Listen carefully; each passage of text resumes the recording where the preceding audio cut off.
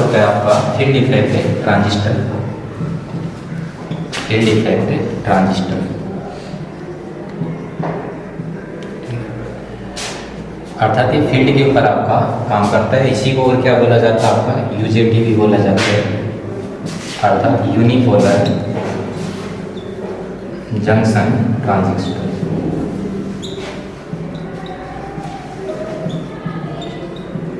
तो इस एक्सपेरिमेंट में हमें करना है इसके एक तो इनपुट कैरेक्टरिस्टिक के बारे में बात करनी है और एक बात करनी है आउटपुट कैरेक्टरिस्टिक के बारे में, ठीक है। तो इसके सर्किट डायग्राम को हम यहाँ पे देखते हैं। तो एफई जो ट्रांजिस्टर है इसमें आपके मेनली 3 टर्मिनल्स होते हैं। इस प्रकार से इसको हम डिनोट कर सकते हैं। ये हो गया आपका एफईटी। इसमें आपकी 3 टर्मिनल होंगे, जी हो जाएगा, डी हो जाएगा और क्या हो जाएगा एस। यहाँ पे जी का अर्थ होता है आपका गेट, डी का अर्थ होता है ड्रेन और एस का अर्थ होता है सोर्स, ठीक। तो यहाँ पे हम इस गेट को कनेक्ट करते हैं इनपुट वोल्टेज के साथ में, तो रेजिस्टेंस के साथ में हम यहाँ पे इसको कनेक्ट कर सकते हैं। करंट को मेजर करने के लिए यहाँ पे हम एमीटर का उपयोग करेंगे। तो इनपुट में तो आपकी करंट की ज़रूरत पड़ेगी नहीं, तो इनपुट में केवल हम वोल्टेज देंगे। तो यहाँ पे इसके पैरेलल में हम क्या कनेक्ट कर देते हैं वोल्टमीटर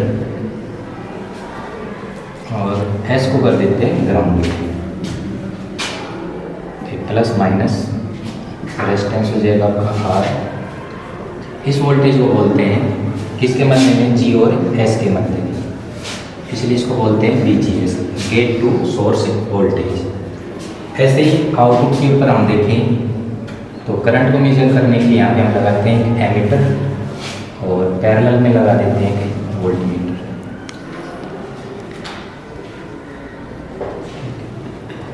करंट को मेजर करने के लिए यहाँ पे हमने लगा दिया एमीटर, तो मिली एमीटर, और ये हो गया आपका वोल्टमीटर प्लस माइनस।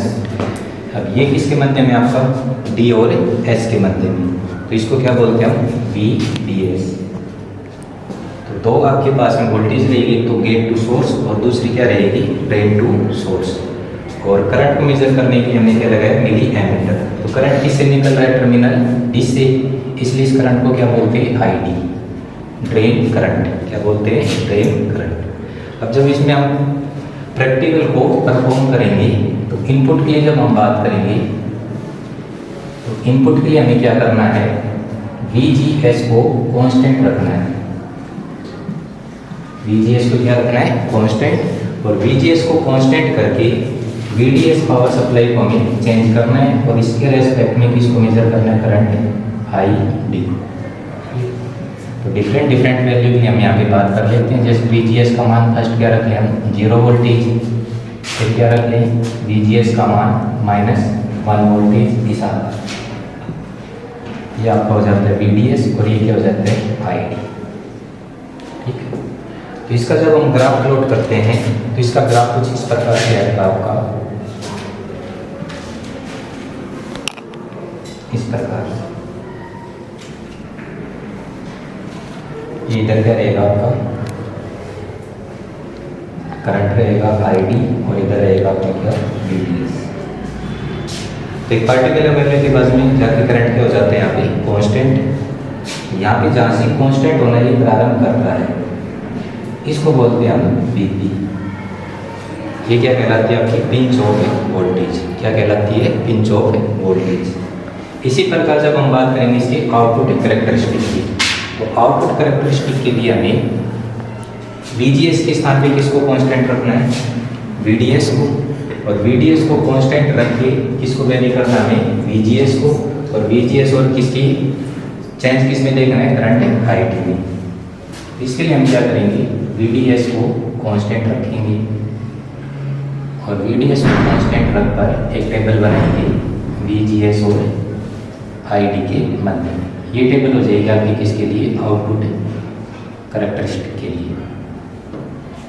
तो यहाँ पे हम डिफरेंट यहाँ पे ऑब्जर्वेशन ले लेते हैं और फिर इसका जब ग्राफ प्लॉट करते हैं तो इसका ग्राफ कुछ इस प्रकार से आता है। आपका VGS की नेगेटिव वैल्यू रहती है, इधर आ जाता है आपका VGS, इधर हो जाता है आपका IDL।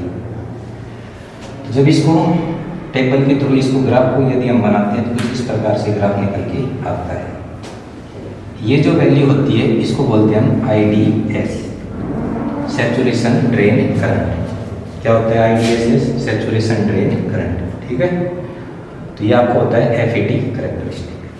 ठीक है, तो देखा था हमने FET करेक्टरिस्टिक, 3 टर्मिनल थे, गेट, सोर्स और ड्रेन। ठीक है, सेम यहाँ पे आप देख सकते हो, G हो गया है, D हो गया और ये क्या हो गया है, S हो गया है। ठीक है, तो इसके अकॉर्डिंग हमें पूरे सर्किट को कनेक्ट करना है जो यहाँ पे हमने बनाया था। अब यहाँ पे अपने पास में 2 वोल्ट मीटर है, एक तो VGS को मेजर करने के लिए, दूसरा VDS को मेजर करने के लिए, और करंट को मेजर करने के लिए क्या है, मिली एमीटर। तो यहाँ पे आप देख सकते हो कि इस वोल्ट मीटर का लिस्ट काउंट कितना हो जाएगा आपका 2.5, और कितने छोटे खाने आपके 10 हैं, तो कितना हो जाएगा 2.5/10, कितना आ जाएगा एक खाने का मान 0.25।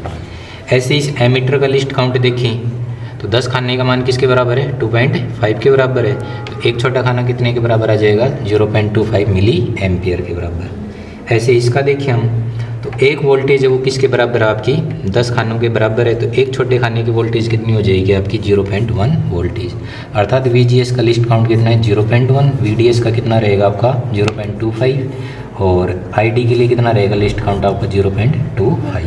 अब हम बात करते हैं कि इनपुट के लिए, तो इनपुट के लिए हमें किसको कांस्टेंट करना पड़ेगा, VGS को। तो VGS को हम यहाँ पे कांस्टेंट रखते हुए और VDS इसको वेरी करेंगे, और इनपुट ये करंट और आउटपुट वोल्टेज का मेजर कर लेंगे। तो सबसे पहले हम कनेक्शन देखते हैं। तो कनेक्शन देखो, यहाँ पे हमें क्या कनेक्ट करना है, VGS, क्योंकि ये पावर सप्लाई है, इसके पैरेलल में किसको जोड़ देंगे, वोल्ट मीटर को। तो नेगेटिव को किससे जोड़ देंगे, नेगेटिव से, और पॉजिटिव को किससे जोड़ देंगे, पॉजिटिव से। रेड वाले क्या होते हैं पॉजिटिव, ब्लैक वाले क्या होते हैं नेगेटिव। आगे बढ़ें, अब इसको हमें इसके साथ में कनेक्ट करना है। डॉटेड लाइन इसका अर्थ क्या है कि इंटरनली कनेक्टेड नहीं है, तो इस टर्मिनल को किसके साथ में जोड़ देंगे, इसके साथ में। आगे बढ़ें, यहाँ पे वापस आपकी डॉटेड लाइन है, इसका अर्थ ये यहाँ पे भी क्या है, डिस्कनेक्ट है, तो इनको भी आपस में हम जोड़ देते हैं। तो ये कनेक्ट कर दिया।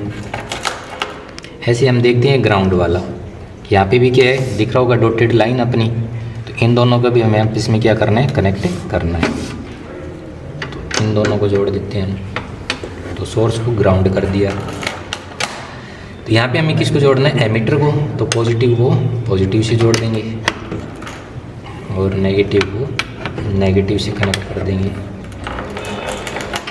नेक्स्ट अपना क्या बच गया, वोल्ट मीटर VDS, तो पॉजिटिव को वापस पॉजिटिव के साथ में और नेगेटिव को जोड़ देंगे नेगेटिव के साथ। ठीक है, तो इनपुट के लिए हमें VGS को कांस्टेंट रखना है, तो इसको हम क्या रखेंगे, कांस्टेंट। ठीक है, तो ऑन करते हैं, तो इसको कहाँ पे रख दिया हमने, घुमाकर 0 पर। तो आपका कहाँ पे अभी 0 पर है। ठीक है, अब यहाँ पे हम इस VDS को चेंज करेंगे, देखते हैं, ये देखो ऐसे, तो इसको चेंज करते हुए हम ये इनपुट है, यहाँ से हम रीडिंग लेना स्टार्ट करते हैं। यहाँ से इस V की वैल्यू लेंगे और इसकी लेंगे करंट की, तो इसको थोड़ा हम चेंज करें।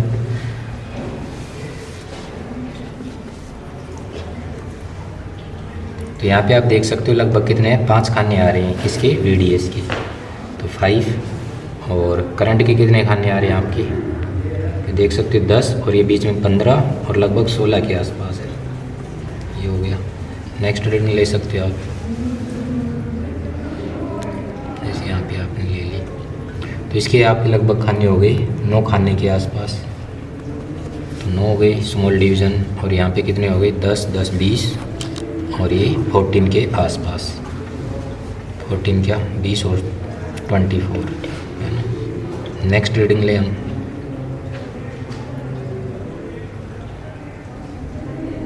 तो यहाँ पे आप देख सकते हो इसके कितने अपनी 15 हो गए, और ये कितना हो गया आपका 20, 25 और 27 के आसपास। अब देखो इसको आप और कितना ही बढ़ाओ, करंट का मान कांस्टेंट ही रहेगा। देखो कि VDS का मान आप कितना ही बढ़ा लो, ID का मान क्या हो जाएगा, कांस्टेंट। तो ID का मान कितना फिक्स रहेगा, अब आपका ये 27। यहाँ पे आप कुछ भी वैल्यू लो, चाहे आप 20 खाने लो, 25 लो, चाहे 30 खाने लो, ये मान कितना आएगा, 27। क्या हो गया है, फिक्स हो गया है। ठीक है, इसी प्रकार से हम ये दूसरी टेबल बना लेते हैं। इसको वापस घूम के 0 पर लेके आते हैं। अब इसको कहाँ पे सेट कर देते हैं, -1 वोल्टेज। तो इसको नेगेटिव करके यहाँ पे हमने कनेक्ट कर रखा है, तो ये पॉजिटिव वैल्यू दिखाएगा एक बार के लिए अपने को। तो इसको हम यहाँ पे कर देते हैं 1 वोल्टेज के ऊपर।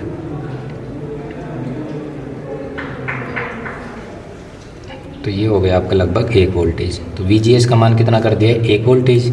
अब वापस VDS को चेंज करेंगे, जैसे ये लिया हमने। तो 5 खाने हैं इसके, 5 के ऊपर इसके कितने आ रहे हैं आपके, 10 हो गए, और 15 से कम है, 13-14 के आसपास है ना। तो लगभग आपका 13 के आसपास है। नेक्स्ट रीडिंग ले, तो ये आपके 10 खाने ले लेते हैं हम इसके। तो 10 के ऊपर ये कितना आ रहा है आपका, 15, और ये 2 17। तो ये कितने हो गए, 10, और ये कितना आ रहा है, 17। ऐसे आप आगे और चेंज कर सकते हो। कितने हैं, 15 खाने हो गए वोल्टेज की, और ये कितना हो गया आपका, 20 से थोड़ा कम है आपका, 19 के आसपास। नेक्स्ट, अब आप देख सकते हो आगे बढ़ाने पर किसी भी प्रकार का करंट में कोई डेविएशन नहीं आ रहा है, अर्थात करंट की वैल्यू क्या हो गई है, कांस्टेंट। तो करंट की वैल्यू अब आप वोल्टेज के मान कितने ही बढ़ाते जाओ, 25, 30, करंट कितने पे बना हुआ है, 19 पर।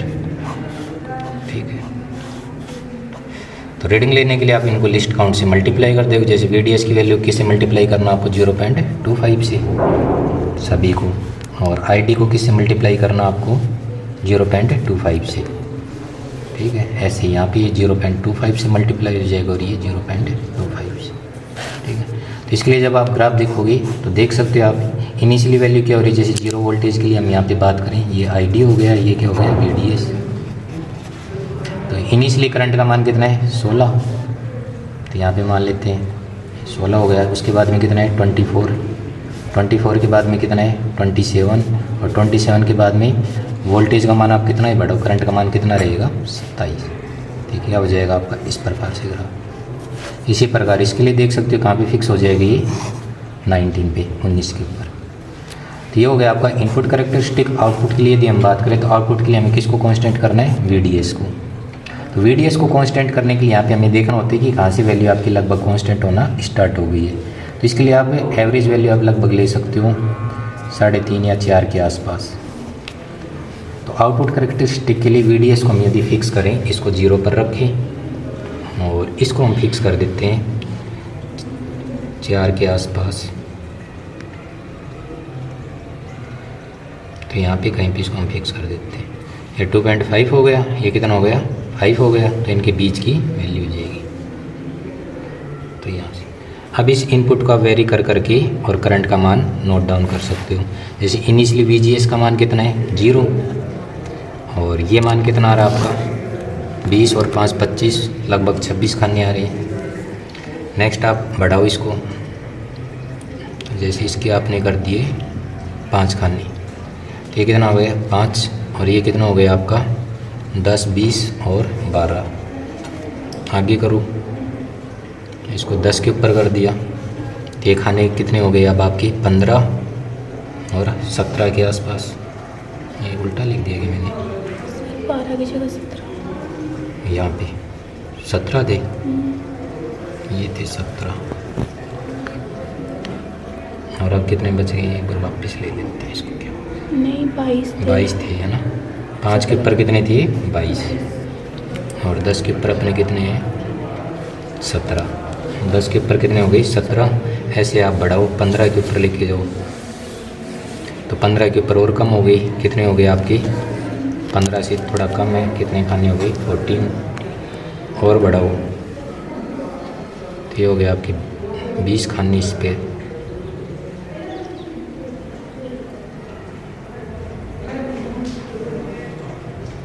ये हो गए 20, और यहाँ पे कितने आ गए आपके 10।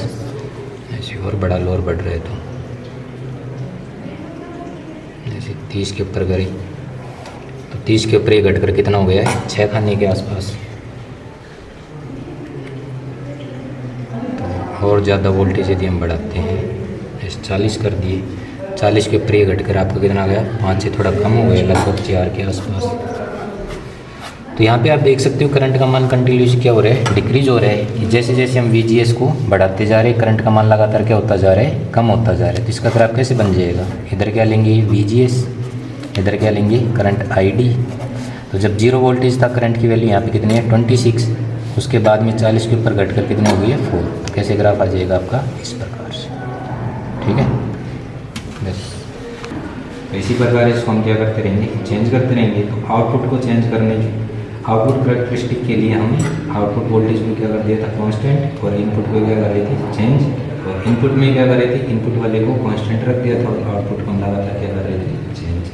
तो इस प्रकार से हमें ग्राफ प्राप्त होंगे, ये इनपुट के लिए हो जाएगा, किसके लिए हो जाएगा आउटपुट के लिए, ठीक है।